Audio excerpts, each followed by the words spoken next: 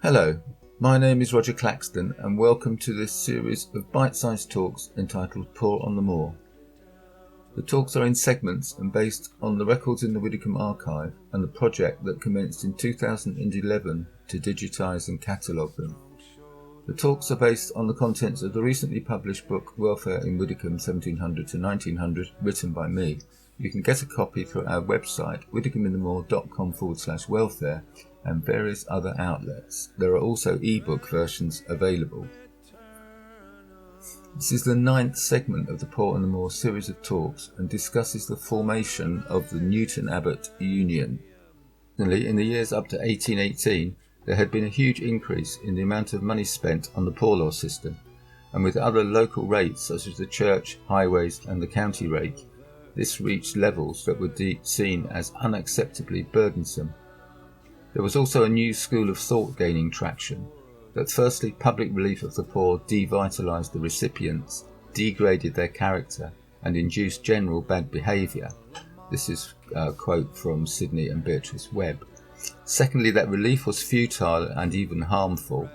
Malthusian theories of population propounded the belief that the poor would just increase their number through procreation. If they were paid to be poor, that would also attract more to their number. Their answer was to make being poor very unattractive. Thirdly, Bentham economics also held sway at the time. The greatest good for the greatest number. These things together led to a royal commission that sat between 1832 and 1834 to investigate the poor law system. And this resulted in a radical, drastic was the word the Webbs used, revision of the poor law in 1834.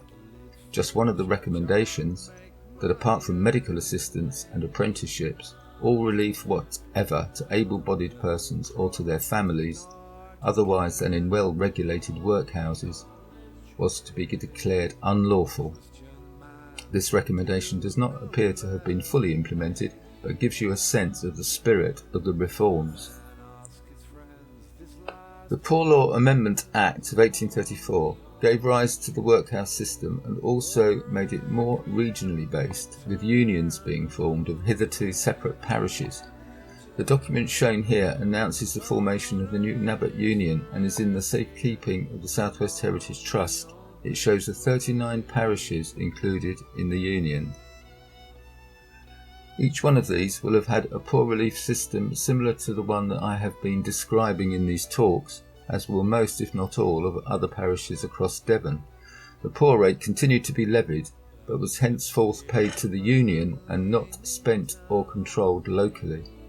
There was also a guardian of the poor appointed locally, who would look after local interests, so Widecombe had an appointed guardian effectively operating as a replacement for the overseers. In the Select Vestry Minute Book, towards the end, is this interesting undated copy of a letter to the Newton-Abbot Union.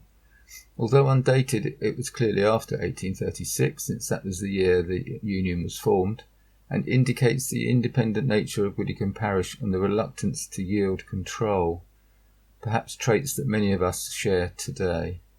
After hundreds of years of local welfare provision, this change must have been quite profound. Let's just take you through the letter.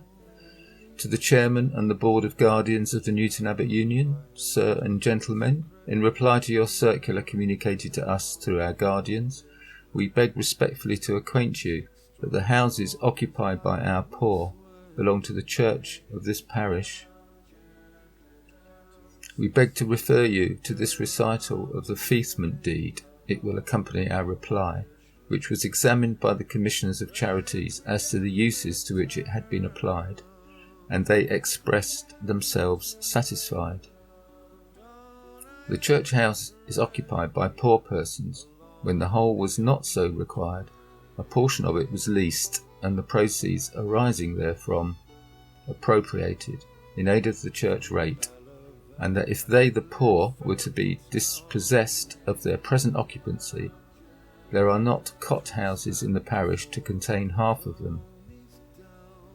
They all pay rent for their rooms, with which the parishioners are satisfied.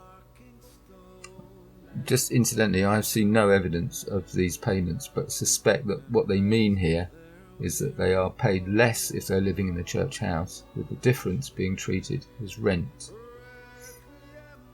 We consider that we have no right to alter or divert the uses of this our church property, but that's the first page, and then we'll go on to the next page.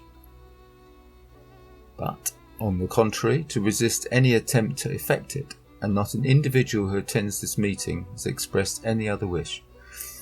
We are ready and willing to rate this property with all other property in this parish, and to pay from the rents received such sums as shall from time to time become due as poor rates, and further it is our wish to do this with as little delay as possible. The alteration in the rating we understand is to take place from Lady Day next, and it's written, signed by quite a few local parishioners and obviously also ratepayers. So here was Widdicombe saying they didn't want things to change, and that they were happy to start paying poor rates on the church properties such as the church house. Interesting and worthy of a little bit of thought.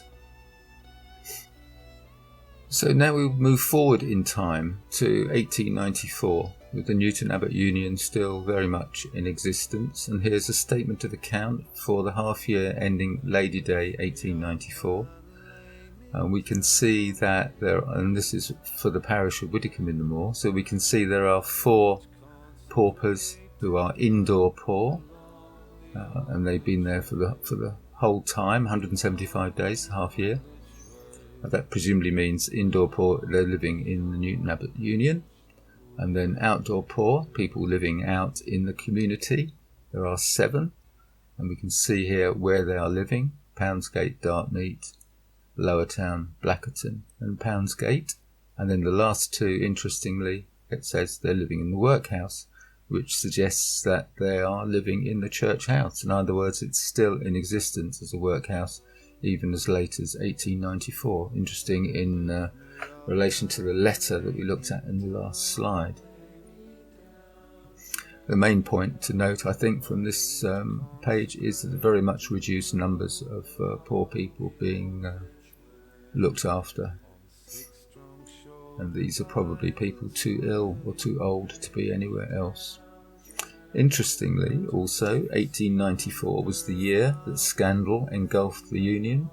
There were reports of straitjackets being used, inmates being tied to their beds, at least 1 death, fleas and lice being commonplace, and various other horror stories. This resulted in a local government inquiry, and no doubt improvements were made. If you want to follow this one up in a bit more detail, you can do it. I'm sure you can find out online. Okay, so that concludes the 9th segment of these talks, which I hope has provided a flavour to the changes that occurred from 1836 onwards, very profound changes.